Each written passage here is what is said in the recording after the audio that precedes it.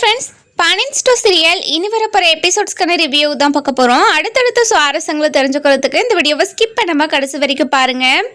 நம்ம பாண்டியனும் கோமதியும் சரவணோட லைஃப்பை பற்றி ரொம்பவே ஃபீல் பண்ணி பேசிக்கிட்டு இருக்காங்க.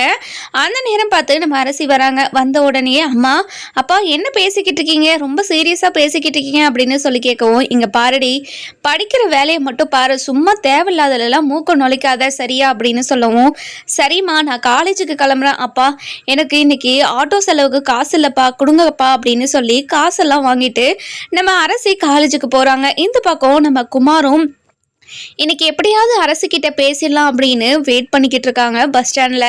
அதுக்கப்புறம் என்ன, நம்ம பாண்டியன் இருந்துட்டு இங்கே பாரு கோமதி, நம்ம சரவணனோட லைஃப்பில் ஏதாச்சும் பண்ணி ஆகணும் அப்படின்னு சொல்லி இந்த பக்கம் பேசிக்கிட்டு இருக்காங்க. அரசியும் பஸ் ஸ்டாண்டுக்கு நடந்து போயிடுறாங்க.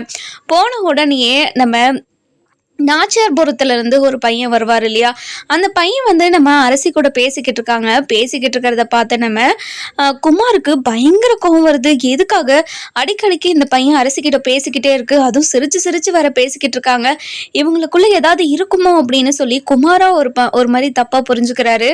தப்பாக புரிஞ்சதுக்கு மட்டும் இல்லாமல் அங்கே போய் நிறைய சண்டை போடுறாரு. இங்கே பாரு அரசி, நான் உன்னை காதலிச்சுக்கிட்டு இருக்கேன்னு உனக்கு தெரியும்ல, ஆனால் அதெல்லாம் நீ மனசில் வச்சுக்காம எப்படி உன்னால இன்னொருத்தவங்க கூட பேச முடியுது, பழக முடியுது, இங்க பாருடா, இவ என்னோட ஆளு, இவ கூட என்னடா பேச்சு உனக்கு அப்படின்னு சொல்லவும், இதை கேட்ட அரசு இருந்துட்டு செருப்பு பிஞ்சிரும் தெரிஞ்சுக்கோ, எதுக்காக இப்படியெல்லாம் அசிங்கமா ரோட்ல நின்று பேசிக்கிட்டு இருக்க, இங்க பாரு நீ யாரோ நான் யாரோ, அப்படி இருக்கும்போது இந்த மாதிரி கேவலமா என்கிட்ட வந்து பேசாத, முதல்ல இங்க இருந்து கிளம்பு அப்படின்னு சொல்றாங்க.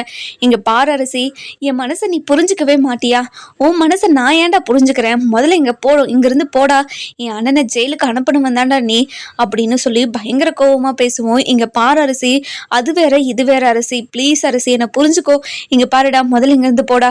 ஹலோ ஹலோ, இங்க பாருங்க, யாரு நீங்க, எதுக்காக இந்த பொண்ணுகிட்ட பிரச்சனை பண்ணிக்கிட்டு இருக்கீங்க, அந்த பொண்ணு தான் உங்களுக்கு யாருன்னு தெரியாதுன்னு சொல்லுது இல்ல, அதுக்கப்புறமும் எதுக்காக ஒரு பொண்ணுகிட்ட இப்படி பிரச்சனை பண்றீங்க, அது தப்புன்னு உங்களுக்கு தோணலையா அப்படின்னு சொல்லவும், இதை பார்த்துக்கிட்டு இருந்த நம்ம குமாருக்கு பயங்கர கோவம் வந்து அந்த பையனை அடிச்சிடுறாரு. அடித்த உடனே நம்ம அரசு இருந்துட்டு, ஏய் எதுக்காக அவர் அடிக்கிற நீ, இங்கே பாரு, அவர் அடிக்கிற உரிமை உனக்கு எதுக்கு, உனக்கு எப்படி வந்துச்சு, இந்த மாதிரி கேவலமாக பிஹேவ் பண்ணாமல் முதல்ல இங்கேருந்து கிளம்பு அப்படின்னு சொல்லி பயங்கரமாக கத்திக்கிட்டு இருக்காங்க. என்ன சொல்லியும் குமார் கேட்காதனால குமாரை ஒரு பல்லாருன்னு ஒரு அடி அடிச்சிடுறாங்க.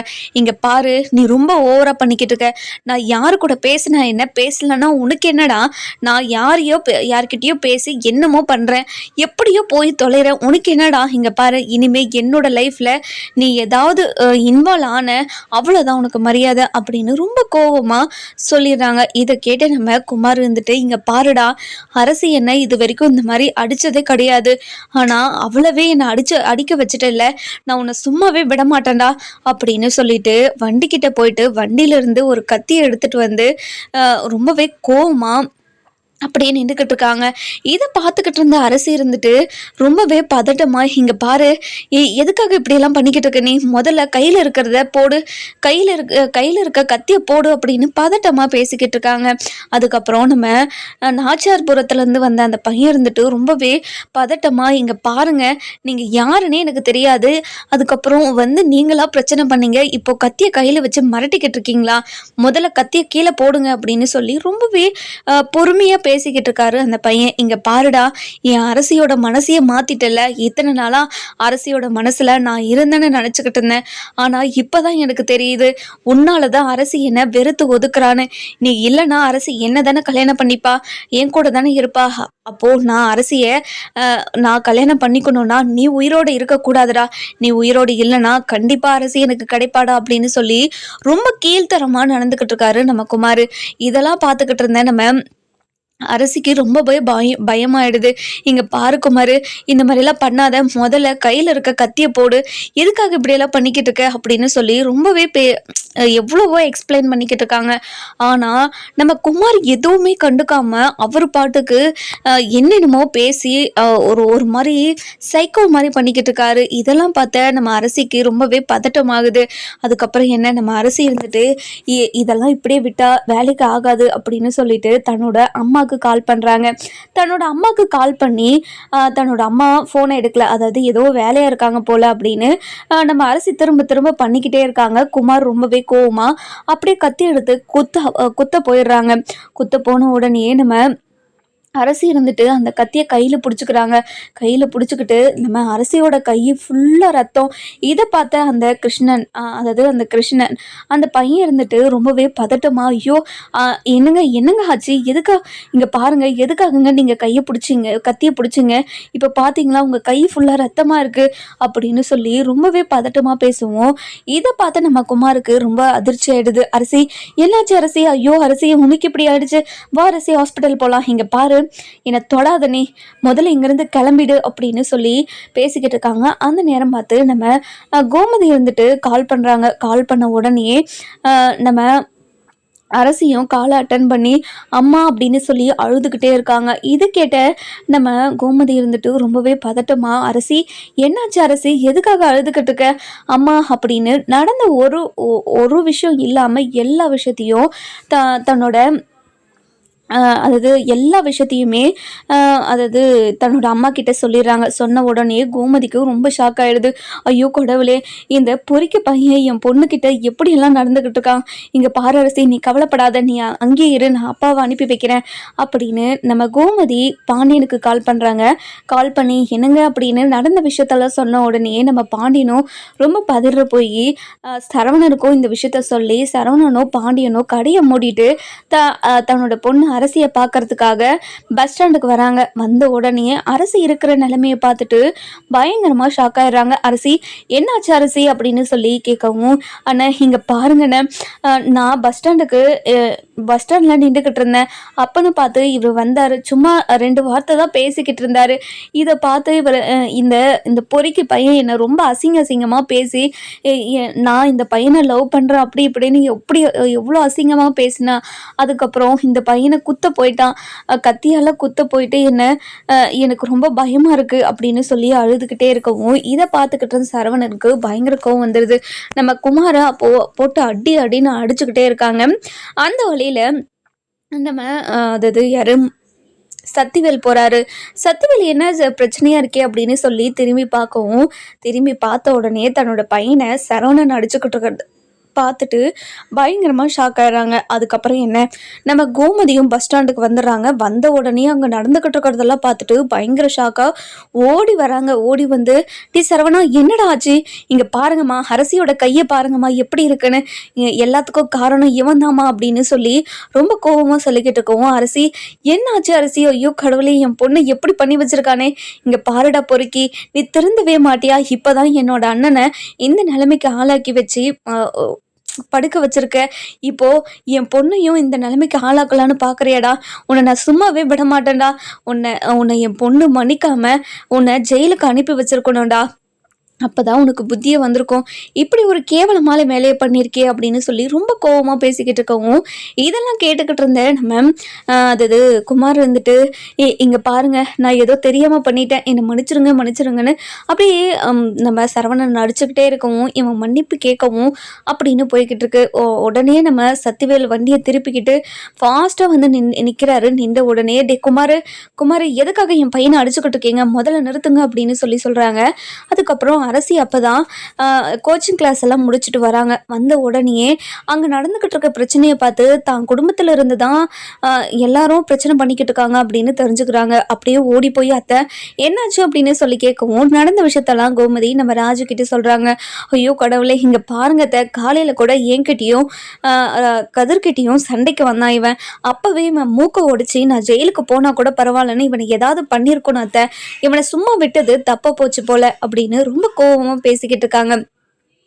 இதெல்லாம் கேட்டுக்கிட்டு இருந்த நம்ம கோமதி ரொம்பவே பதறி போய் என்ன பண்ணுறது ஏது பண்ணுறதுன்னு தெரியாமல் இங்கே பாருங்க, இவனை இப்படியெல்லாம் விடக்கூடாதுங்க, இவனை போலீஸ் ஸ்டேஷனில் பிடிச்சி கொடுக்கணுங்க, இவன் பண்ண தப்புக்கு ஒரு 2-3 வருஷமாவது ஜெயிலில் இருந்தாதான் இவன் திருந்துவான் அப்படின்னு சொல்கிறாங்க. இதை கேட்டு நம்ம சத்திவேல் இருந்துட்டு ரொம்ப கோவமா என்னதான் நடக்குதுங்க, என்ன நடக்குதுன்னு சொல்லுடா, டே குமார் என்னதான் ஆச்சுடா, எதுக்காகடா உன்னை இவங்க இப்படியெல்லாம் அடிச்சுக்கிட்டு இருக்காங்க அப்படின்னு சொல்லி கேட்கவும் உங்கள் பையன் பண்ண கேவலமான வேலையை நீங்கள் கேட்குறீங்களா? உங்கள் பையன் ஒவ்வொரு வேலையும் கேடுகெட்ட வேலையை தான் பார்க்குறான். ஆனால் அவனை மன்னிச்சு வீட்டுக்குள்ளே வச்சுருக்கீங்க.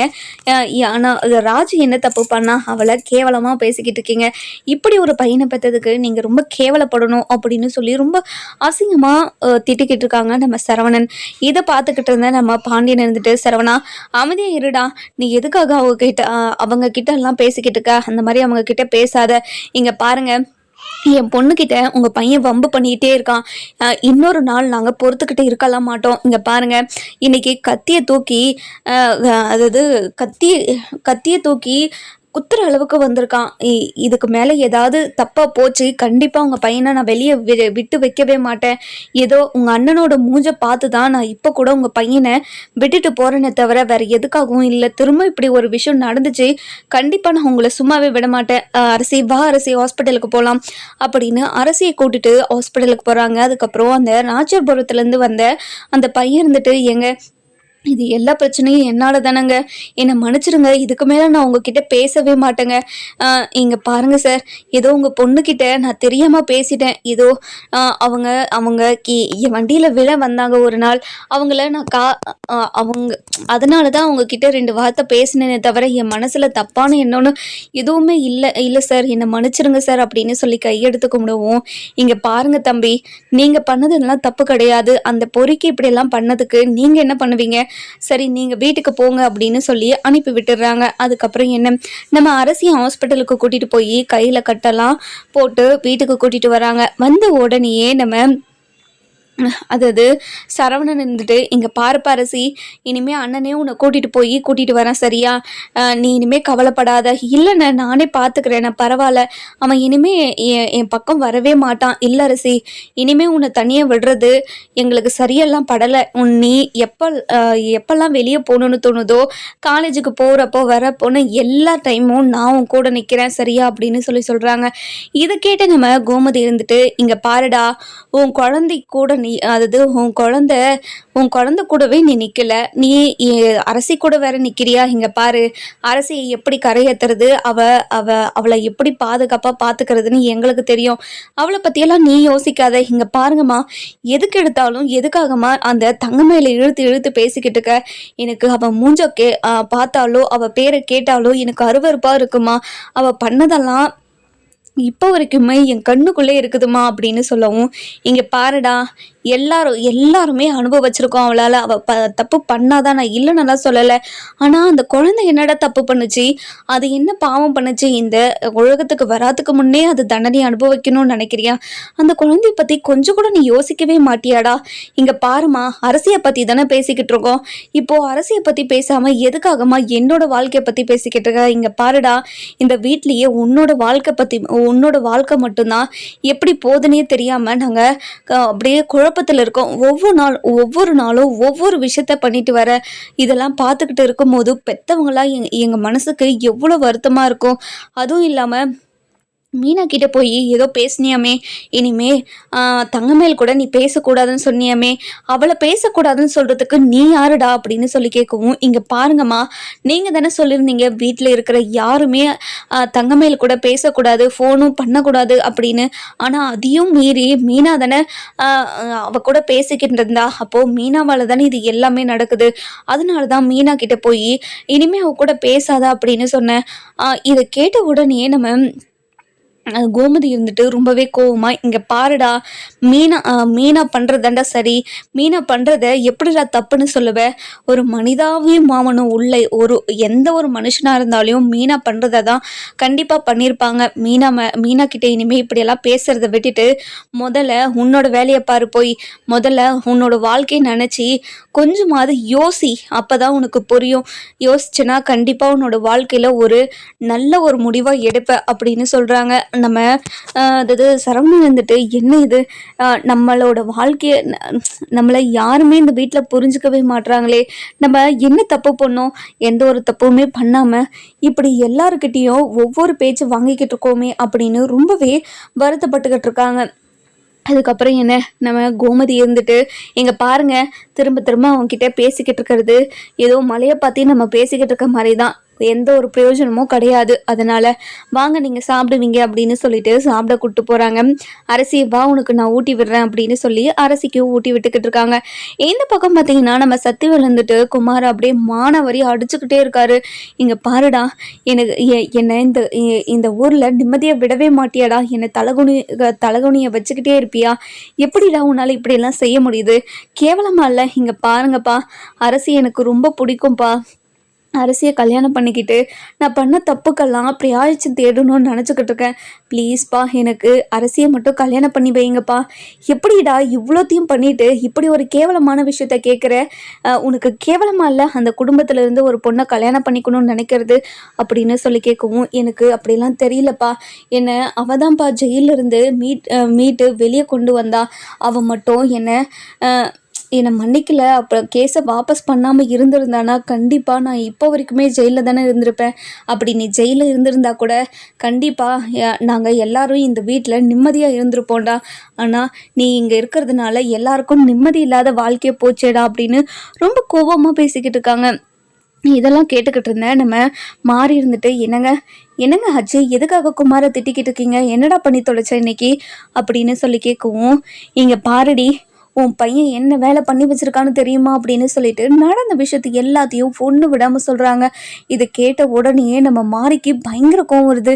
இங்கே பாருடா, மாடு மாதிரி வளர்ந்துருக்கே, உனக்கு அறிவுன்றது கொஞ்சம் கூட இல்லை, எப்படிடா உன்னால் இப்படியெல்லாம் நடந்துக்க முடிஞ்சது, ஒரு பொண்ணுக்கிட்ட போய் இப்படியெல்லாம் நடந்துக்கிட்டு இருக்கே, அவங்க மட்டும் கேஸ் கொடுத்துருந்தாங்கன்னா உன்னால் கண்டிப்பாக வெளியே வந்திருக்கவே முடியாது, எப்படிடா உன்னை நினச்சா எனக்கு அசிங்கமாக இருக்குது, இப்படி ஒரு புள்ளையை பெற்று வளர்த்துட்டுமே நினச்சா எனக்கு அசிங்கமாக இருக்குது, உன்னை பெக்காமே இருந்திருக்கலான்னு இப்போ தான் எனக்கு தோணுது அப்படின்னு சொல்லுவோம். அம்மா என்னம்மா இப்படியெல்லாம் பேசுகிற, இப்படியெல்லாம் பேசாதம்மா, ஏமா இப்படியெல்லாம் பேசிக்கிட்டு இருக்க அப்படின்னு அழுதுகிட்டே சொல்லுவோம். இங்கே பாருடா, பண்ணுறதெல்லாம் பண்ணிட்டு இப்போ நீலி கண்ணீர் வடிக்கிற மாதிரி நடிச்சா நாங்கள் ஏமாந்துருவோன்னு பார்த்தியா, இங்கே பாரு, இந்த மாதிரி கண்ணீர் வடித்து ஏமாத்துற வேலை என்கிட்ட வேணாம், முதல்ல இங்கேருந்து கிளம்புடா அப்படின்னு சொல்லி ரொம்ப கோவமாக பேசுகிறாங்க. இதெல்லாம் கேட்டுக்கிட்டு இருந்தேன் நம்ம அப்பத்தான் இருந்துட்டு, இங்கே பாருடா குமார், நீ திருந்திடுவேன்னு நான் நம்பிட்டேன்டா, ஆனால் இனிமேலும் எப்போவுமே நீ ஜென்மத்துக்கும் திருந்த மாட்டேன்னு எனக்கு இப்போ தான் புரிஞ்சிச்சு, அது மட்டும் இல்லாமல் சக்திவேலு ரெடி பண்ண கல்யாணத்தை நீ பண்ணியிருந்தாலாவது நீ திருந்திருப்பேன்னு நினைக்கிறேன், நான் தான் தேவையில்லாமல் உன் மனசில் அரசியை வச்சுக்கிட்டு எப்படி இன்னொரு பொண்ணு கூட வாழ்வேன், உன்னோட ஆசையை எப்படியாவது நிறைவேற்றி வச்சிடலான்னு நினச்சி தாண்டா அந்த கல்யாணத்தை நிறுத்தினேன், அது உனக்கும் தெரியும், ஆனால் இப்போ தாண்டா எனக்கு தோணுது நான் அப்படி பண்ணது மிகப்பெரிய தப்புடா, நான் அரசியோட வாழ்க்கையை நாசமாக்க பார்த்துருக்கேன், இனிமே எந்த ஒரு சூழ்நிலையும் நான் அப்படி ஒரு முடிவு எடுக்கவே மாட்டேன்டா, கண்டிப்பாக நான் எடுக்க மாட்டேன் அப்படின்னு ரொம்ப கோபமாகவும் ஆத்திரமாகவும் பேசிக்கிட்டு இருக்காங்க. அப்பதான் நீங்களாவது என்னை புரிஞ்சுக்கோங்க அப்பதான், ஆனால் இந்த வீட்லேயும் சரி வெளியிலையும் சரி என்னை யாருமே புரிஞ்சுக்கலன்னா நான் எங்கே தான் போவேன், எங்கள் பாருடா, உன்னை எல்லாரும் புரிஞ்சுக்கணும்னா நீ புரிஞ்சுக்கிற மாதிரி நடந்துக்கணும்டா, இப்படி ஒரு கேவலமான வேலையை பண்ணி வச்சிருக்கியே, உனக்கு அசிங்கமா இல்லை, எப்படிடா உன்னாலலாம் தலை காட்டி நிமிர்ந்து நடக்க முடியுது, நானெல்லாம் இருந்திருந்தா தூக்கு போட்டு செத்துருப்பேன் அப்படின்னு சொல்கிறாங்க. அதுக்கப்புறம் என்ன, இந்த பக்கம் பார்த்தீங்கன்னா நம்ம யாரு, நம்ம மீனாவா, நம்ம தங்கமயில இருந்துட்டு அப்போ தான் வேலைக்கு போகலாம் அப்படின்னு சொல்லிட்டு பஸ் ஸ்டாண்டுக்கு நடந்து வந்துக்கிட்டு இருக்காங்க. அதாவது இப்போது நம்ம தங்கமயிலோட வயிறு பெருசாகி ஒரு மாதிரி பார்த்தா மாசமாக இருக்காங்க அப்படின்ற அளவுக்கு இருக்குது. அப்படியே வயிற்ற பிடிச்சிட்டு நடந்து வந்துட்டு இருக்காங்க. நம்ம இப்போ சரவணனும் ஆப்போசிட்டில் வண்டியில் வந்துக்கிட்டு இருக்காங்க. எதிர்ச்சியாக நம்ம தங்கமயில பார்க்கவும், தங்கமயில வயிறை பிடிச்சி நடந்துட்டு வர்றதை பார்த்துட்டு ஒரு மாதிரி எமோஷ்னல் ஆயிடுறாரு. ஐயோ, இத்தனை நாளாக நம்ம புள்ளியை பற்றி யோசிக்காமல் போயிட்டோமே, நம்ம புள்ளியை பற்றி யோசிக்காமல் போனது மிகப்பெரிய தப்போ இருக்குமோ அப்படின்னு சொல்லி ரொம்ப ஃபீல் பண்ணிக்கிட்டு இருக்காங்க. அதுக்கப்புறம் என்ன, நம்ம சரவணன் அப்படியே வண்டியை நிப்பாட்டி தங்கமயில் கிட்ட போய், இங்கே பாருமயில் எப்படி இருக்கு அப்படின்னு சொல்லி ரொம்ப சாஃப்டாக பேசுகிறாரு. இதை கேட்டு நம்ம தங்கமயில் இருந்துட்டு, இங்கே பாருங்க, உங்களுக்கு என்ன வேணும், ஏதாவது ஒரு பிரச்சனையை வச்சு என்கிட்ட சண்டை போடணுமா, இங்கே பாருங்க, உங்ககிட்ட சண்டை போடுற அளவுக்கு என்கிட்ட தெம்பெல்லாம் கிடையாது, முதல்ல இங்கேருந்து போங்க அப்படின்னு சொல்கிறாங்க. இங்கே பாருமயில், இத்தனை நாளாக உன்கிட்ட சண்டை போட்டது மிகப்பெரிய தப்புன்னு இப்போ புரிஞ்சுக்கிட்டேன், நீ எல்லா தப்புமே உணர்ந்து ஒரு நல்ல மனுஷியாக இருக்குன்னு எனக்கு இப்போ தான் புரிஞ்சுது, என்னை மன்னிச்சிரு அப்படின்னு சொல்லி ரொம்பவே அழுதுகிட்டே மன்னிப்பு கேட்குறாங்க. இதை கேட்டு நம்ம அது மயில் இருந்துட்டு, இங்கே பாருங்கள், நீங்கள் என்னை மன்னிச்சிட்டேன்னு சொன்னது எனக்கு ரொம்ப சந்தோஷம்தான்.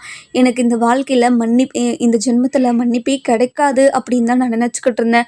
ஆனால் இப்போ நீங்கள் என்னை மன்னிச்சிட்டேன்னு சொல்லும்போது எனக்கு ரொம்ப சந்தோஷமாக இருக்குதுங்க. எனக்கு இது மட்டும் போதும். நீங்கள் உங்களுக்கு பிடிச்ச வாழ்க்கையை அமைச்சிக்கிட்டு சந்தோஷமாக இருங்க. என்னோட குழந்தையும் சரி, நானும் சரி, உங்களோட வாழ்க்கையில் குறுக்க நிற்கவே மாட்டோம்.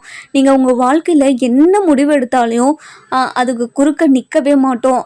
அந்த முடிவால் நான் இந்த ஒரு முடிவு எடுத்துட்டா இவங்க எனக்கு குறுக்க வந்து நிற்பாங்களோ அப்படின்னு நினச்சி நீங்கள் கவலையே பட வேண்டாம். நாங்கள் கண்டிப்பாக வரவே மாட்டோம். நாங்கள் சந்தோஷமாக எங்கள் வாழ்க்கையை பார்த்துக்குறோம். நீங்கள் கிளம்புங்க அப்படின்னு சொல்லிடுறாங்க. இதை கேட்ட உடனே நம்ம சரவணன் இருந்துட்டு தங்கமயில் அது இல்லை அப்படின்னு சொல்லவும், அதுக்கப்புறம் நம்ம தங்கமயில் ஆட்டோ ஏறி கிளம்பிடுறாங்க. இதெல்லாம் நினச்சி நம்ம சரவணன் ரொம்பவே வருத்தப்படுறாரு. அதுக்கப்புறம் என்ன, நம்ம சரவணன் இருந்துட்டு ரொம்பவே ரொம்பவே ஒரு மாதிரி குழப்பமா என்ன பண்ணுறது, அடுத்து என்ன பண்ணுறது, ஒரு பக்கம் அஞ்சலிக்கு வாக்கு கொடுத்துருக்கோம், இன்னொரு பக்கம் மொத்தமாக திருந்தி நல்லவளாக இருக்க தங்கமயில் ஒரு பக்கம், அவள் வயிற்றுல குழந்த ஒரு பக்கம் அப்படின்னு எல்லா பக்கமும் யோசிச்சுக்கிட்டு தலையை பிச்சுக்கிட்டு இருக்கிறாங்க. இந்த பக்கம் பார்த்திங்கன்னா நம்ம மீனா இருந்துட்டு ரொம்ப சந்தோஷமாக, ஏங்க வரும்போது எனக்கு பரோட்டா வாங்கிட்டு வரீங்களா, பரோட்டா சாப்பிட்ணுன்னு ரொம்ப ஆசையாக இருக்குது, ரொம்ப நாள் ஆச்சுங்க பரோட்டா சாப்பிட்டு, நீங்கள் தான் அடிக்கடிக்கு வாங்கிட்டு வந்து கொடுத்துக்கிட்டே இருப்பீங்க, ஆனால் இப்போ கொஞ்ச நாளாக வாங்கிட்டு வரவே இல்லையா, எனக்கு சாப்பிட்ணும் போல் இருக்குங்க, வாங்கிட்டு வரீங்களா அப்படின்னு சொல்லி கேட்கவும், சரி மீனா நான் வாங்கிட்டு வரேன், நீ வீட்டிலே இரு அப்படின்னு சொல்லிட்டு ஃபோனை வச்சுறாங்க. அதுக்கப்புறம் நம்ம மீனா இருந்துட்டு தங்கமயிலுக்கு கால் பண்ணுறாங்க. அக்கா எப்படிக்கா இருக்கீங்க, நல்லா இருக்கீங்களா அப்படின்னு சொல்லி கேட்கவும், நல்லா நல்லா இருக்கு மீனா, நீ எப்படி இருக்க மீனா அப்படின்னு சொல்லி கேட்குறாங்க. அதுக்கப்புறம் நம்ம மீனா இருந்துட்டு, இல்லைக்கா உங்கள் ஞாபகம் வந்துச்சா, இப்போது குழந்தை எப்படி இருக்குது, நீங்கள் நாளைக்கு செக்கப் போகணும், நான் கூட வரவா அப்படின்னு சொல்லி கேட்கவும், இல்லை மீனா இல்லை மீனா நானே போயிட்டு வந்துக்கிறேன், ப்ளீஸ் என்னை தனியாக விடலாமே அப்படின்னு சொல்லி கேட்கவும், இல்லைக்கா உங்களை தனியாக விடுறதா எனக்கு ரொம்ப கஷ்டமாக இருக்குதுக்கா, இல்லை மீனா பரவாயில்ல நானே போயிட்டு வந்துடுவேன் அப்படின்னு சொல்கிறாங்க.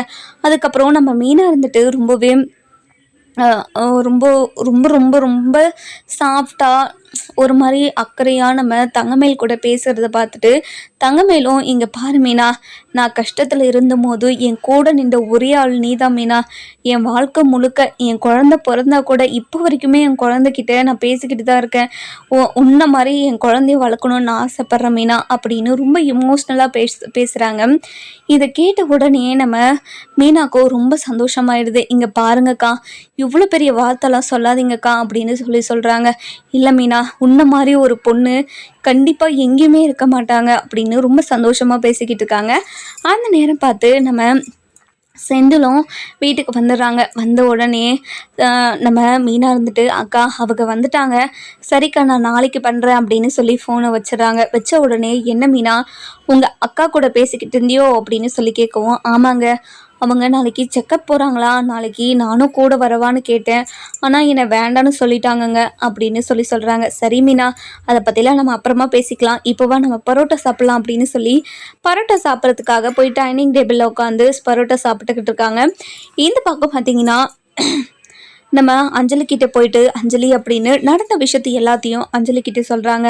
அஞ்சலி இருந்துட்டு, இங்கே பாரு சரவணா, ஏற்கனவே உங்ககிட்ட நான் சொல்லிட்டேன், இப்படி ஒரு முடிவு நீ எடுத்தால் தான் சரியாக இருக்கும்னு, நீ எனக்கு வாக்கு கொடுத்துருக்க தான், ஆனால் அதை நிறைவேற்றி சொல்லி நான் என்றைக்குமே உன்னை கட்டாயப்படுத்த மாட்டேன்னு அன்றைக்கே சொன்னனா இல்லையா, இங்கே பாரு சரவணா, நீ தங்கமேல் கூட வாழ்கிறதா சரியாக இருக்கணும்னு எனக்கும் தோணுது, நீ அவங்க கூட சேர்ந்து வாழலாம் அப்படின்னு சொல்லவும், இல்லை அஞ்சலி, எனக்கு அவளை பார்த்தாவே அவ பண்ண துரோகம் மட்டும்தான் ஞாபகத்துக்கு வருது, நான் என்னதான் பண்ணேன், இங்கே பாரு சரவணா, தப்பு பண்ணாதவங்க இந்த உலகத்தில் யாருமே கிடையாது, ஏதாவது ஒரு வகையில் தப்பு பண்ணிக்கிட்டே தான் இருப்பாங்க, அதனால் அவங்க அதை உணர்ந்து திருந்துறது தான் ஒரு விஷயமே, அவங்க திருந்திட்டாங்க, அவங்க நல்லவங்களாக இருக்காங்கன்னு நான் நம்புகிறேன்.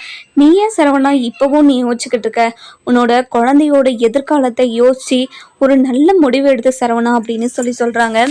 இதை கேட்ட உடனே நம்ம சரவணன் வந்துட்டு, இங்கே பாரஞ்சலி, இதுக்கு முன்னாடியும் சரி இப்போவும் சரி உன்னை நான் நம்ப வச்சு ஏமாற்றிக்கிட்டே இருக்கேன், நான் மட்டும் அப்போ யார் பேச்சும் கேட்காம உன்னை கல்யாணம் பண்ணியிருந்தேன்னா இப்போ என்னோடய வாழ்க்கை சந்தோஷமாக இருந்திருக்கும்ல அஞ்சலி அப்படின்னு சொல்லவும், இங்கே பாரு சரவணா, என்ன நடக்குமோ அதுதான் நடக்கும். நம்ம வாழ்க்கையில் இதுதான் நடக்கும் நடக்கணும்னு இருந்திருக்கு போல்.